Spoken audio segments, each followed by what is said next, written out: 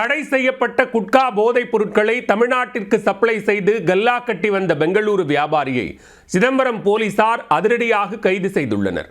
Courier service மூலம் ஊறுகாய் மூட்டைகளைப் போல போதைப் பொருட்களை இருப்பு செய்து பணம் பார்த்து வந்த சம்பவம் அம்பலமானது எப்படி? தமிழ்நாட்டிற்கு குட்கா சப்ளை செய்து கட்டுக்கட்டாக பணம் சம்பாதித்து வந்த 22 வயது கேங் லீடர் தான் இவர். பெங்களூருவில் குடோன் போட்டு கோடிக்கணக்கில் பிசினஸ் டீல் பேசி சொகுசாக சுற்றி வந்தவரை சிதம்பரம் போலீசார் கம்பி எண்ண வைத்த கதையின் பின்னணி என்ன?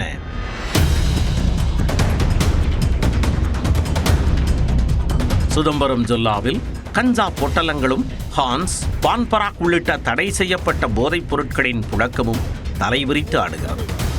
மாணவர்களை போதைப் பொருட்களுக்கு அடிமையாக்கி லாபம் பார்க்கும் கும்பல்களும் ஏராளம் உருவெடுத்துள்ளன. அக்கும்பல்களை கண்டுபிடித்து கூண்டோடு அடிக்க மாவட்ட காவல் கண்காணிப்பாளர் ஜெயக்குமார் அதிரடி உத்தரவிட்டார்.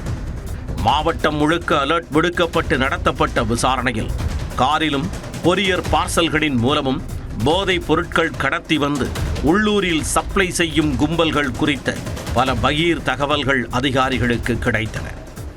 அதில் தர்மராஜ், பாலமுருகன் மற்றும் பப்ஜி பாலு உள்ளிட்ட 3 உள்ளூர் குருவிகள் போலீசாரிடம் சிக்கினர்.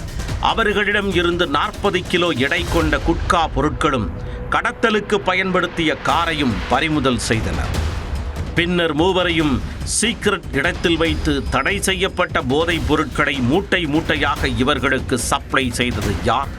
உள்ளூரில் சப்ளை செய்ய சொல்லி பிளான் போட்டு கொடுத்தது யார்? எவ்வளவு லட்சம் ரூபாய் கைமாறியது என்பன உள்ளிட்ட பல்வேறு கோணங்களில் விசாரித்தனர். அதில் பெங்களூருவைச் சேர்ந்த 22 வயதே ஆன யூசுப் கான் என்பவர்தான் இவர்களின் கேங் லீடர் என்பது கண்டுபிடிக்கப்பட்டது. பெங்களூருவின் KR மார்க்கெட்டில் KPS என்ற பெயரில் ஹான்ஸ் மொத்த வியாபார கடை வைத்துள்ள யூசுப் கான் சிதம்பரம் முழுக்க போதைப் பொருட்களை சப்ளை செய்து வந்துள்ளார்.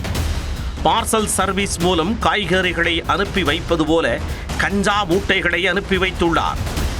இத்தகவல் தெரிய வந்ததை தொடர்ந்து முக்கிய குற்றவாளியான யூசுப் கானை எங்கிருந்தாலும் கைது செய்து ஆஜர்படுத்த வேண்டுமென மாவட்ட காவல் கண்காணிப்பாளர் ஜெயக்குமார் உத்தரவிட்டார்.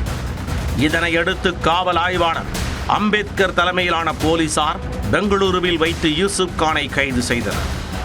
குட்கா சப்ளை தொடர்பாக காவல்துறை யூசுப்பிடம் தொடர் விசாரணை மேற்கொண்டு வரும் நிலையில் அதில் மேலும் பல முக்கிய புள்ளிகள் சிக்குவார்கள் என எதிர்பார்க்கப்படுகிறது.